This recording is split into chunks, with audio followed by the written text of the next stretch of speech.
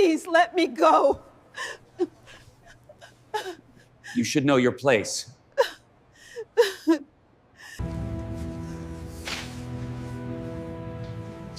You think you can break me? I already have.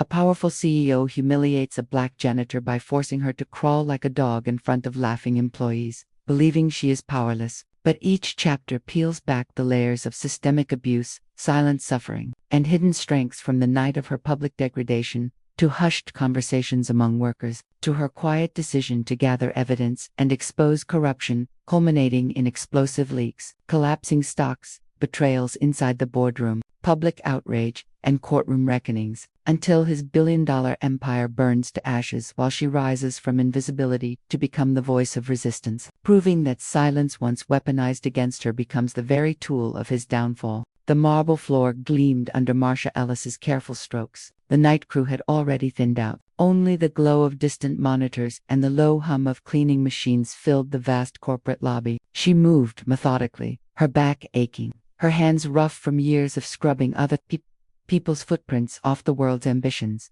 The revolving doors burst open with a violent spin. Richard Kane staggered in, his designer coat flaring as though even gravity bowed to him. His tie hung loose, his eyes sharp with alcohol and arrogance. A few executives, clinging to his shadow for power, followed hesitantly. Who the hell left the floor wet? Richard's voice cut through the marble echo. Marsha kept her eyes lowered. I just finished mopping set. It'll dry in a minute.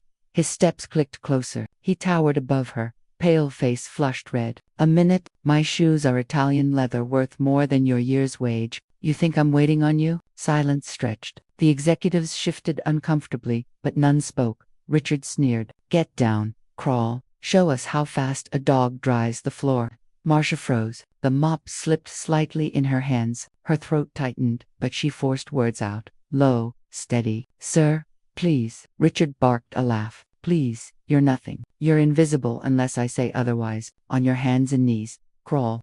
A few of the men chuckled nervously, watching the scene unfold. Her knees felt weak. Pride screamed at her not to move, but fear anchored her to survival. She thought of her son at home, his textbooks spread across their small kitchen table, rent, food, the job she couldn't afford to lose. Slowly, Marsha sank to her knees, the cold marble bit into her bones. She placed her hands on the floor and inched forward, each movement carving shame into her skin. Richard clapped mockingly. See, even dogs know their place. Remember this, gentlemen, this is power.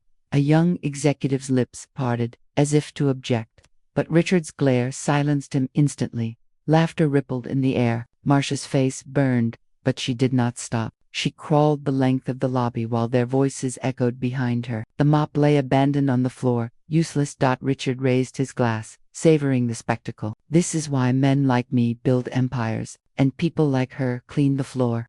When he finally turned away, dismissing her existence entirely, Marsha rose slowly. Her palms trembled. The humiliation burned hotter than any physical wound. She gathered her mop and bucket in silence, her face expressionless. Inside, a storm began to rise. The small apartment smelled faintly of detergent and boiled rice. Marsha Ellis slipped off her shoes at the door, her knees still sore from the marble floor. She moved quietly, though she knew her son would be awake. The living room light glowed dim. Darius sat hunched at the table, textbooks open, pen tapping nervously. His eyes snapped up the moment the lock clicked. Mom, he stopped mid-word when he saw her face. Marsha lowered her gaze, dropping her work bag in the corner. You should be asleep. You're crying, he said flatly. She touched her cheek. The skin was dry. No, I'm not.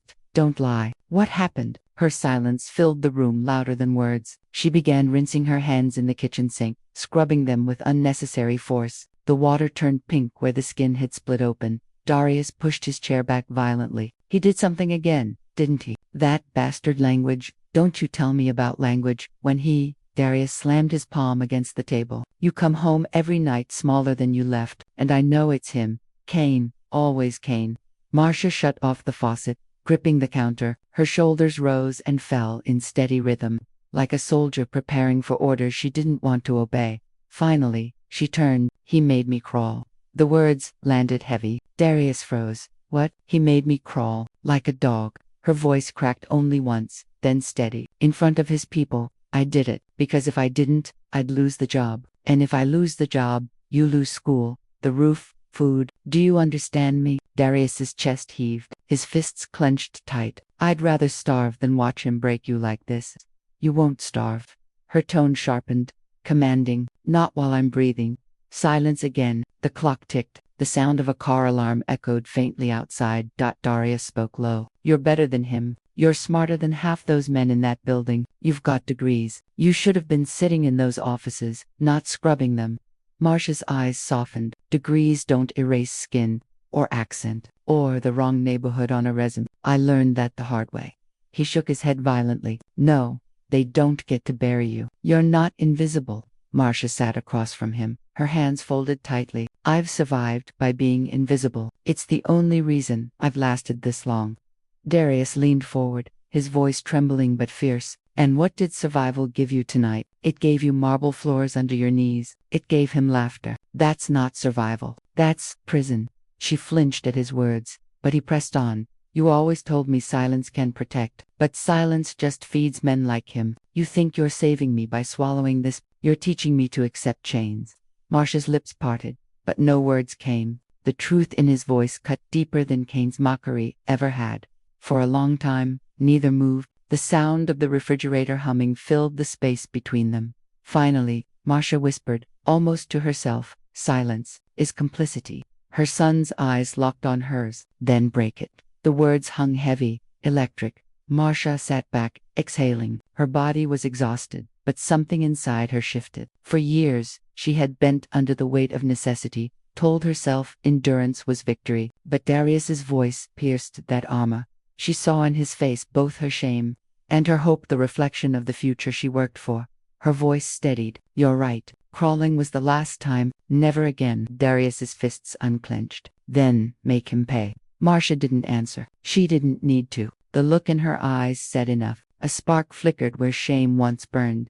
Outside, the city roared on, indifferent. Inside, a quiet vow took root. The janitor, Kane thought. Invisible was no longer invisible at all. Morning light struck glass towers across the city. Inside Kane Global's headquarters, whispers traveled faster than emails. The humiliation had not stayed in the marble lobby. It lingered in every corner. Told in hushed voices between cautious glances, Marcia pushed her mop bucket through the hallways with practiced silence. Heads turned away, but conversations broke off when she passed. She was used to being unseen, but now she felt the opposite to visible. Like her humiliation had stained her skin permanently. By the elevators, she paused. A young executive, Evan Hart, adjusted his tie nervously, pretending to read a report. His eyes flicked toward her, then down again. Marcia's voice was quiet but sharp. You were there. Evan froze, his throat bobbed. I don't know what you mean. You laughed, she said. The mop handle trembled under her grip. His shoulders tensed. It was nothing personal. No one can stop him when he's like that. You think I don't know that? Her tone carried no heat, only steel. But you know things. About him, about this company, don't you? Evan's eyes darted to the security camera in the corner. He leaned closer, voice barely above a whisper. You should keep your head down. People who don't disappear. I've been down long enough, Marcia said evenly, and disappearing doesn't scare me anymore. The elevator chimed. Evan hesitated, then stepped inside. Before the doors closed, he whispered fast, urgent, accounting floor, room 17C, file cabinet 3. Then he was gone. That night, Marcia found herself on the accounting floor. The room was dim, stacks of files and binders looming like soldiers. She moved quietly, the hum of the vacuum masking her steps. She opened cabinet 3. Inside, ledgers, expense sheets, falsified invoices, numbers that didn't add up. Her fingers traced the papers, billions flowing through ghost accounts. Shell companies, kickbacks. A voice startled her. You shouldn't be here. She spun. A security guard, Marcus, stood in the doorway. He was broad-shouldered, wary-eyed. I'm just cleaning, Marcia said quickly. Marcus glanced at the open cabinet, then back at her. His voice was low. I've seen him do worse than what he did to you. Fired a man last year for asking about overtime. Took his pension too. He covers it all up. Her chest tightened. And you say nothing. Marcus's jaw clenched. I've got kids, a mortgage, same reason you crawled. Marcia met his eyes. What if silence isn't protection anymore? He studied her for a long moment, then stepped aside. Take what you need. But if anyone asks, I never saw you. Later, in the break room, she sat alone with the documents spread before her. Words and numbers danced, telling a story louder than Kane's voice. Bribes to regulators, stolen pensions, fabricated earnings. A cafeteria worker named Rosa slipped in, wiping her hands on her apron. She froze at the sight of the papers. You're crazy, she whispered. If he catches you, Marcia looked up. He already caught me. He made sure everyone saw. Rosa sat, lowering her voice. You're not the only one. He called me a thief once, in front of a whole line of employees, because I asked for expired food instead of throwing it away. Said people like me should stick to trash. Their eyes met. Something passed between them, recognition, solidarity. Marcia tapped the documents. He thinks no one sees. But we do, all of us. Rosa nodded slowly. Then maybe it's time he learns. The whispers grew. From janitors to cafeteria staff, from security guards to interns, each voice carried a piece of a puzzle. Harassment, theft, intimidation. No single story could topple him, but together they formed a noose. And Marcia, once invisible, began to weave the rope. The underground parking lot smelled of oil and damp concrete. Fluorescent lights buzzed overhead, casting pale shadows across parked sedans and delivery vans. Marcia stood between two pillars, clutching a folder under her arm. One by one, the others arrived. Marcus, the security guard, leaned against a pillar, arms folded. Rosa from the cafeteria kept glancing over her shoulder. Two more janitors joined, their uniforms still stained with bleach. A delivery clerk shuffled nervously, avoiding eye contact. For the first time, they gathered not as employees, but as witnesses. Rosa broke the silence. If anyone finds out we're here, we're done. Marcus nodded grimly. He's ruined men for less. I've seen it. Marcia stepped forward, her voice steady. Then we don't get caught, but we can't keep swallowing it. You've all felt it. What he did to me wasn't new. It was just loud enough this time for everyone to hear. The delivery clerk spoke, almost whispering. Last year, he called me a mule, said I wasn't worth the gas I burned, delivering his packages, docked my pay. I've got the slip. One of the janitors raised his hand slightly. He shoved me once, told me I smelled like the floor I cleaned. I never told anyone. Rosa's eyes glistened. He told me I should be grateful for scraps. Scraps. Their voices overlapped, pain pouring out like water from a cracked pipe. Each story different, yet the same. Humiliation, exploitation, silence. Marcia opened her folder, laying out copies of Kane's fraudulent ledgers. The numbers glared back at them like open wounds. This is bigger than insults. He's stealing from the company, from pensions, from us, and he thinks no one notices because people like us aren't supposed to notice. Marcus leaned over the papers. If this goes public, it'll burn the whole place down. Exactly, Marcia said, and we'll be the ones holding the match. The group fell silent. Fear mixed with something sharper. Resolve. Rosa whispered. So what do we do? Marcia looked each of them in the eye. We become his shadow. Every word he says, every step he takes, we watch, we record, we gather. We're the eyes he doesn't see, the ears he doesn't hear, and when the time comes, we strike together. The delivery clerk swallowed hard. And if he finds out, Marcia's gaze hardened, then, at least we won't have crawled for nothing. The group nodded slowly, hesitant at first, then firmer, a rhythm building in the air. Marcus extended his hand. One by one, they placed theirs on top. Calloused, scarred, trembling but resolute. A pact, born not of trust in the system, but in each other. They dispersed quickly, vanishing into separate stairwells and exits. To the world above, they were still invisible. But beneath the marble and glass, an alliance had formed, silent, unseen, unstoppable. The boardroom was a cathedral of power, walls of glass, a table the length of a limousine, and leather chairs that cost more than Marcia's rent for a year. Richard Kane stood at the head, sleeves rolled high, voice booming. Gentlemen and ladies, look around. This is dominance. Our stock is at an all-time high. Competitors in ashes. They want to be us. They want to be me. Executives clapped on cue, though their eyes betrayed unease. A few glanced at the quarterly reports stacked in front of them, where numbers blurred under Kane's bravado. From the hallway outside, Marcia moved silently with her cart. The vents carried every syllable. She kept her head lowered, rag in hand, but her ears were sharp. Inside, a CFO's voice trembled. Sir, with respect, the numbers don't match the filings we submitted last quarter. Kane's grin sharpened. Then, change the filings. That's why I pay you. The room fell into uneasy laughter. Marcia's hand tightened around the rag. Every word was a blade, and she was collecting them all. Later, on the executive floor, she lingered near the glass wall of Kane's office. His voice thundered through the crack of a half-closed door. Move the pension funds. Shift them into Redwood Holdings. No, I don't care if it's illegal by the time they notice. I'll be on a yacht in Monaco. Marcia's phone, hidden deep in her pocket, recorded every syllable. That night in the cafeteria, the network gathered again. Papers spread across the plastic table, copies of expense sheets, recordings transcribed in careful handwriting, photographs of Kane meeting lobbyists in restaurants he swore he never visited.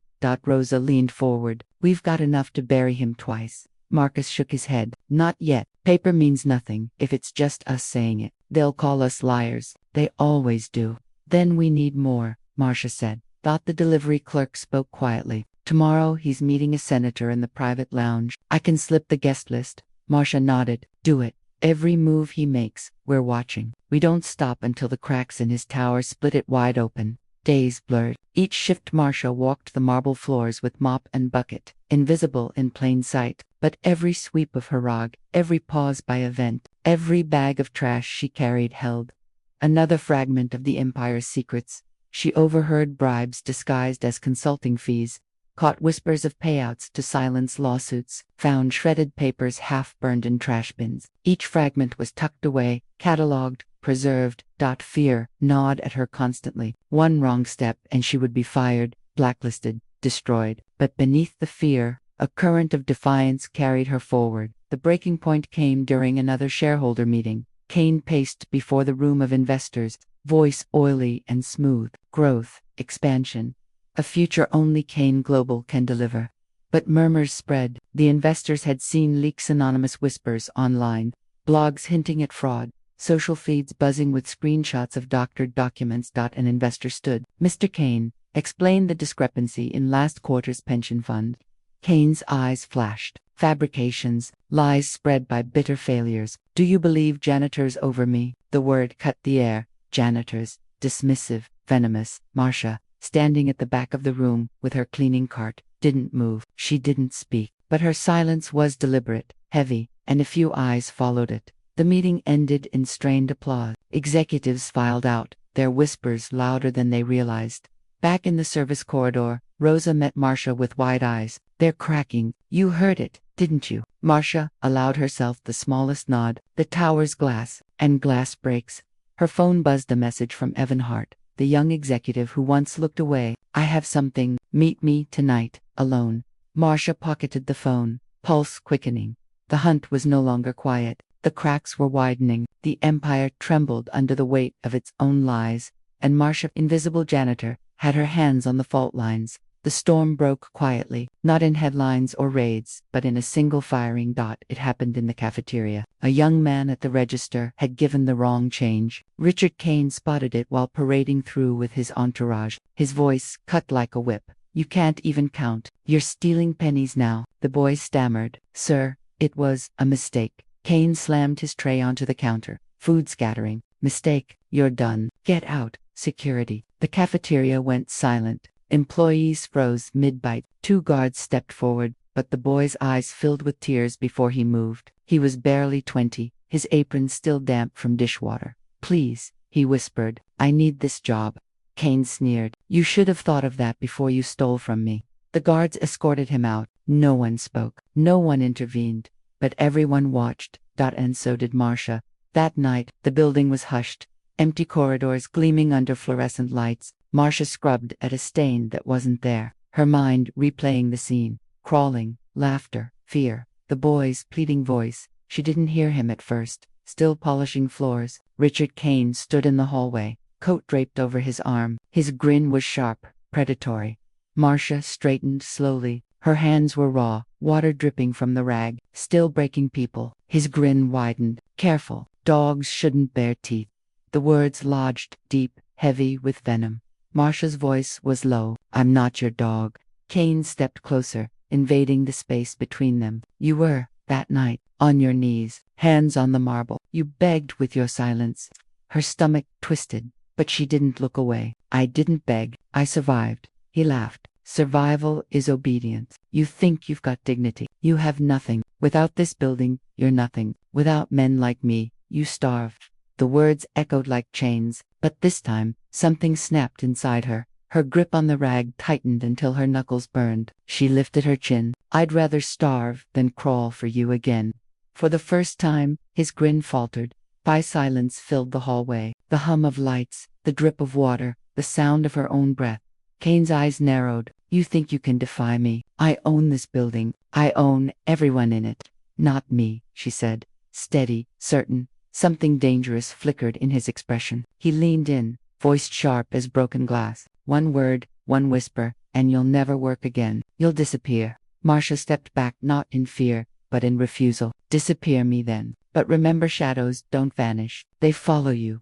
For a long moment, neither moved. Then Kane straightened, adjusting his coat, scoffing as though dismissing her existence. He walked away, shoes striking marble in sharp, arrogant rhythm. Marcia stood rooted in place, her chest heaving. The trembling in her hands wasn't fear anymore. It was fury, honed into resolve. The breaking point had come, and it was behind her now. The documents filled her kitchen table, ledgers, invoices, transcripts of recorded calls. Each page glared with the weight of crimes hidden in plain sight. Marcia sat before them like a general at war, her son Darius at her side. He tapped a page. This one proves the pension theft. Right here, millions siphoned. Marcia nodded, voice steady. And this one ties him to the senator. Bribes disguised as consulting fees. The apartment was small, cluttered with the ordinary laundry folded in a basket, a pot simmering on the stove, but the air felt charged. Dangerous. Darius leaned back, arms crossed. Mom, this isn't just evidence. This is a bomb. Marcia met his eyes. Then it's time to detonate. The network gathered in the cafeteria after hours, tables pushed together, fluorescent lights humming. Marcus, Rosa, the janitors, the delivery clerk, all of them hunched close, voices low.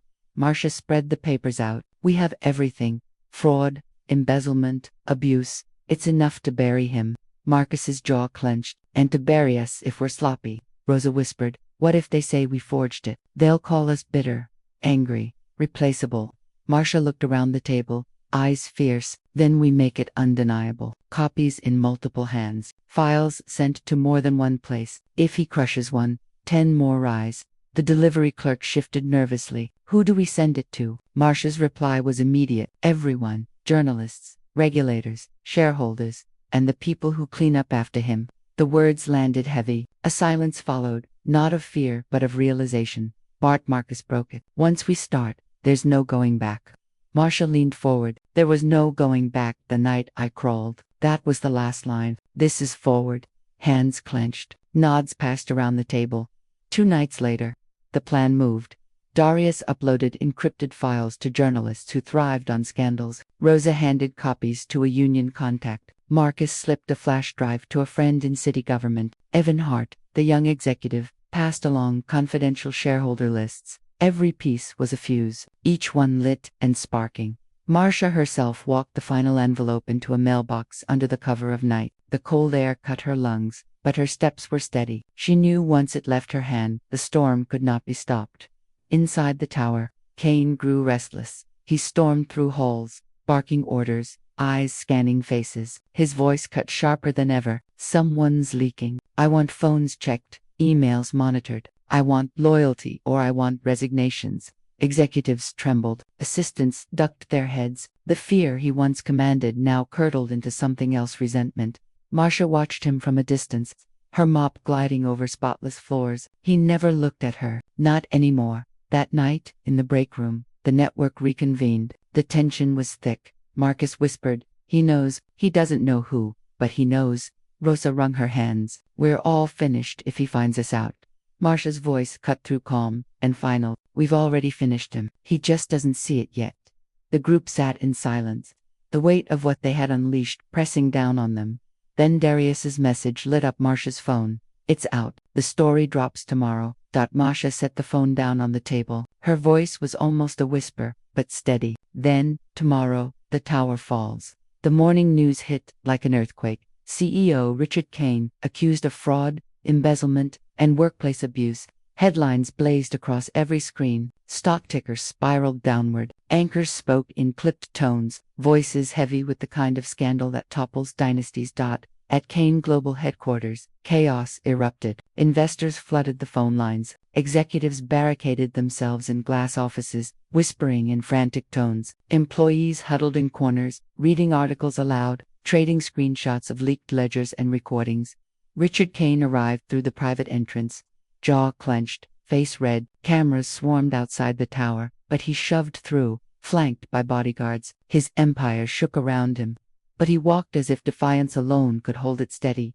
Inside the boardroom, his voice thundered, "These are lies, slanders, fabricated by enemies who envy me." But no one echoed him. One executive slid a resignation letter across the table. Another refused to meet his eyes. The CFO muttered, "The SEC already called. They're freezing accounts." Kane slammed his fist onto the table. "I built this empire. Without me, you're nothing." His words rang hollow in the silence. On the lobby floor, Marcia polished a brass railing. Around her, employees whispered openly now, no longer afraid to speak. "Did you see the documents? He stole millions. I heard he made her crawl." On the lobby floor, a janitor. The whispers were no longer protective of Kane. They were knives, cutting his image apart. Marcia kept her head down, but inside, every word was a bomb. The truth was spreading, not whispered anymore, but shouted. By noon, journalists crowded the steps outside, cameras flashing. A live feed captured every word of the Attorney General's announcement. "We have opened a full investigation into Richard Kane and Kane Global for financial crimes, corruption, and abuse." Inside, shareholders demanded an emergency meeting. Executives turned on Kane, voices sharp, angry. "You lied to us. You dragged us into this. Resign, Richard. Save what little is left." But he refused. His voice cracked with rage. "I am Kane Global. Without me, it crumbles." He didn't realize it was already crumbling. That evening, security guards escorted him from his own office. Cameras flashed. His face, once plastered on magazine covers as the Golden CEO, was now twisted in fury. Reporters shouted questions. "Mr. Kane, did you embezzle pension funds? Did you force employees into degrading acts? Are you stepping down?" He snarled, but gave no answers. His silence screamed louder than denial. From the lobby, Marcia watched as he passed. He didn't see her, or maybe he did and chose not to. Either way, the power had shifted. Around her, the staff janitors, cafeteria workers, guards stood straighter. No longer shadows, no longer silent. The next morning, the tower was different. The glass still gleamed, but the aura of invincibility was gone. The empire Kane built had turned to sand overnight. Marcia pushed her mop bucket across the lobby one last time, not out of duty, but closure. Each stroke felt like erasing his footprints from the marble. Employees whispered again, but now their whispers carried awe. She was the one. She gathered it. She brought him down. Not bad for someone invisible. Marcia didn't acknowledge them. She didn't need to. By week's end, the stock collapsed. Shareholders fled. Investigators swarmed the offices, seizing documents and hard drives. Former allies gave testimony in exchange for immunity. And Richard Kane, once untouchable, stood alone. In the quiet of the cafeteria, Marcus spoke softly. "It's over." Rosa nodded. "He'll never crawl out of this." Marcia sat with them, her hands resting calmly on the table. "It's not over. Not until he stands where he put us, down low, stripped, powerless. That's justice." Marcus's voice was low. "That day is coming." Marcia's eyes were steady. "Yes, it is." The courtroom smelled of wood, polish, and fear. Cameras flashed outside the heavy doors. Reporters pressed against the barricades, eager for every detail. Richard Kane sat at the defendant's table, his tailored suit hanging looser than it once did. His skin sagged under the fluorescent lights, his eyes bloodshot from nights without sleep. The man who once commanded skyscrapers now gripped the edge of a cheap wooden desk, trying to anchor himself. The judge entered. Court is now in session. The charges were read: securities fraud, embezzlement, workplace harassment, coercion, and abuse of power. Each count struck like a hammer. Kane clenched his jaw, refusing to look at the jury. Across the room, Marcia sat quietly in the witness section. She wore no uniform today, no gloves, no bucket by her side, just a plain dress. But it was enough. She didn't need armor anymore. Her presence alone was testimony. The prosecutor's voice cut sharp. Mr. Kane, multiple employees describe a culture of intimidation and humiliation. Do you deny that you forced a black janitor to crawl on the floor of your lobby while others laughed? Kane's face darkened. Lies, fabricated stories from people beneath me. The jury shifted uneasily. The prosecutor pressed, and yet, we have corroborating accounts, audio recordings, financial records proving the lengths you went to silence those who spoke out. Kane slammed his hand on the table. They're bitter. They want to destroy me because I was powerful, because I was untouchable. The word untouchable echoed, but not as triumph, as arrogance, as guilt.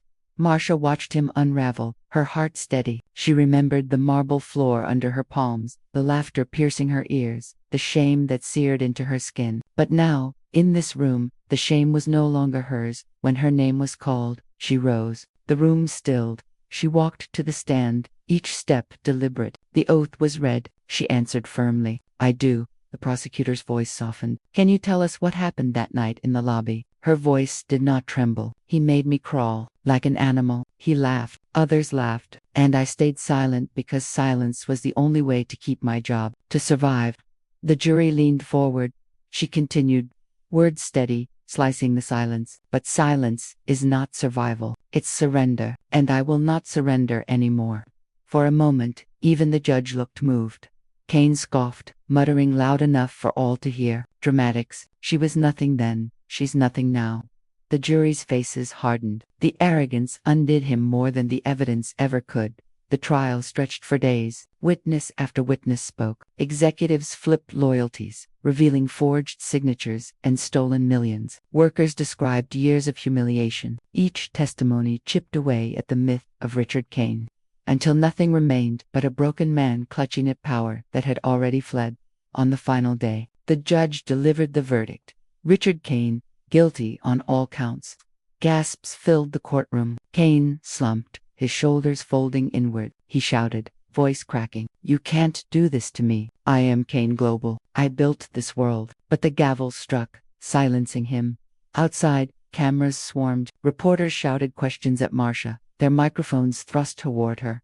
"How does it feel to see him fall? Do you consider yourself a hero?" She said nothing. She walked past them, her face calm, her silence louder than any speech. That night, the tower stood empty. Floors once filled with power plays and whispered threats now echoed with abandonment. The empire had turned to ashes. Marcia stood on the marble floor, looking at her own reflection. For the first time, she didn't see a shadow. She saw a woman who endured, who resisted, who had turned survival into victory. She whispered, not to the building, not to the ghost of Kane, but to herself, never again. The words were not a promise, they were a fact. The prison gates clanged shut behind Richard Kane, chains rattled at his wrists, the sound mocking the echo of marble shoes that once announced his power. Guards led him down the corridor, fluorescent lights flickering overhead. The air smelled of bleach, not wealth. Inside the cell, the door locked with a hollow thud. He gripped the bars, shouting at no one. "I built towers. I commanded nations. You can't leave me here." No answer came. The silence swallowed him. For the first time, Richard Kane was forced to crawl not by command, not for spectacle, but by the crushing weight of his own fall. On his knees, alone, unseen. Across the city, life continued. The tower he built now bore another name. Kane Global had collapsed, dismantled piece by piece, sold for scraps to pay debts and victims. His legacy had turned into a cautionary tale. Marcia walked past the building one last time. The lobby was no longer polished for him. Workers chatted freely now, their laughter untainted by fear. The marble gleamed brighter without his shadow on it.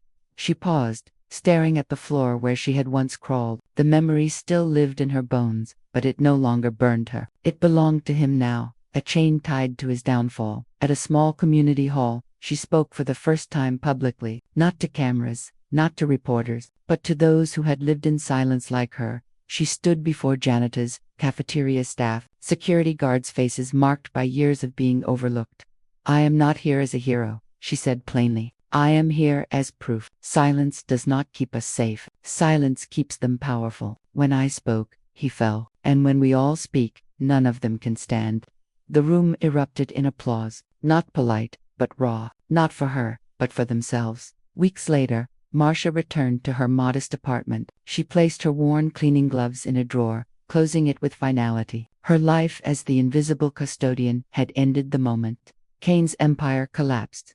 On the table lay letters, offers from advocacy groups, invitations to speak, job opportunities, but she didn't need them to know who she was. Her worth had never been in titles, wages, or recognition. It was in survival turned resistance. It was in silence turned to justice. In his cell, Kane scribbled frantically on scraps of paper, rants no one would read. He whispered to the walls, bargaining with ghosts. They'll need me again. They'll remember who I was. They can't erase Kane.